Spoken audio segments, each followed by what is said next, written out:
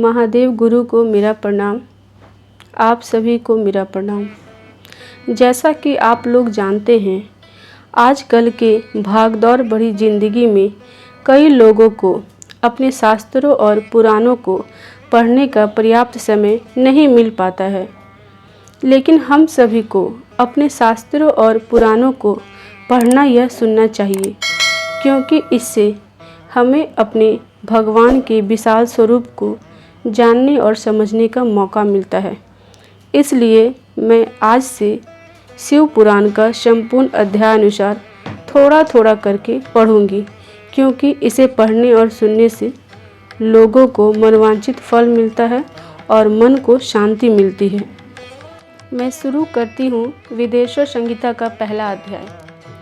पाप नाशक साधनों के विषय में प्रश्न, जो आदि से लेकर अंत में है, नित्य मंगलमय है, जो आत्मा के स्वरूप को प्रकाशित करने वाले हैं, जिनके 5 मुख हैं, और जो खेल खेल में जगत की रचना, पालन और संहार तथा अनुग्रह एवं तिरोभाव रूप 5 प्रबल क्रम करते हैं, उन सर्वश्रेष्ठ अजर अमर उमापति भगवान शंकर का मैं मन ही मन चिंतन करता हूँ।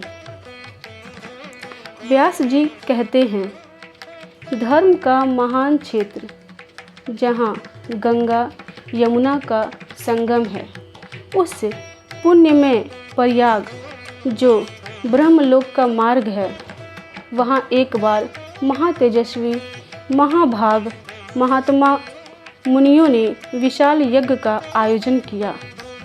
उस ज्ञान यज्ञ का समाचार सुनकर पौराणिक शिरोमणि व्यास जी के शिष्य सूत जी वहाँ मुनियों के दर्शन के लिए आए। सूत जी का सभी मुनियों ने विधिवत स्वागत व सत्कार किया तथा उनकी स्तुति करते हुए हाथ जोड़कर उनसे कहा, हे सर्वज्ञ विद्वान रोमहर्षण जी, आप बड़े भाग्यशाली हैं।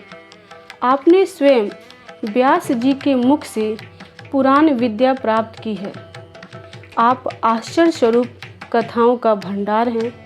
आप भूत भविष्य और वर्तमान के ज्ञाता हैं। हमारा सौभाग्य है कि आपके दर्शन हुए। आपका यहाँ आना निरर्थक नहीं हो सकता। आप कल्याणकारी हैं। उत्तम बुद्धि वाले सूत जी, यदि आपका अनुग्रह हो तो गोपनीय होने पर भी आप शुभाशुभ तत्व का वर्णन करें, जिससे हमारी तृप्ति नहीं होती और उसे सुनने की हमारी इच्छा ऐसी हो रहती है।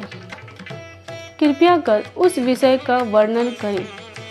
घोर कलयुग आने पर मनुष्य पुण्य कर्म से दूर होकर दुराचार में फंस जाएंगे, दूसरों की बुराई करेंगे, पराई स्त्रियों के प्रति आसक्त होंगे, हिंसा करेंगे, मूर्ख, नास्तिक और पशु बुद्धि हो जाएंगे। सूत जी, कलयुग में वेद प्रतिपादित वर्ण आश्रम व्यवस्था नष्ट हो जाएगी। प्रत्येक वर्ण और आश्रम में रहने वाले अपने अपने धर्मों के आचरण का परित्याग कर विपरीत आचरण करने में सुख प्राप्त करेंगे। इस सामाजिक वर्ण संकरता से लोगों का पतन होगा, परिवार टूट जाएंगे, समाज बिखर जाएगा, प्राकृतिक आपदाओं से जगह जगह लोगों की मृत्यु होगी, धन का क्षय होगा, स्वार्थ और लोभ की प्रवृत्ति बढ़ जाएगी, ब्राह्मण लोभी हो जाएंगे और वेद बेचकर धन प्राप्त करेंगे, मद से मोहित होकर दूसरों को ठगेंगे, पूजा पाठ नहीं करेंगे और ब्रह्म ज्ञान से शून्य होंगे। क्षत्रिय अपने धर्म को त्याग कर कुसंगी, पापी और व्यभिचारी हो जाएंगे। शौर्य से रहित हो वे शूद्रों जैसा व्यवहार करेंगे और काम के अधीन हो जाएंगे। वैश्य धर्म से विमुख हो संस्कार भ्रष्ट होकर कुमार्गी, धनोपार्जन परायण होकर नाप तौल में ध्यान लगाएंगे। शूद्र अपना धर्म कर्म छोड़कर अच्छी वेशभूषा से सुशोभित हो व्यर्थ घूमेंगे। वे कुटिल और ईर्ष्यालु होकर अपने धर्म के प्रतिकूल हो जाएंगे। कुकर्मी और वाद विवाद करने वाले होंगे।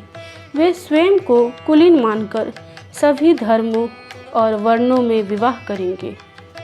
स्त्रियां सदाचार से विमुख हो जाएगी। वे अपने पति का अपमान करेंगी और सास ससुर से लड़ेंगी। मलिन भोजन करेंगी।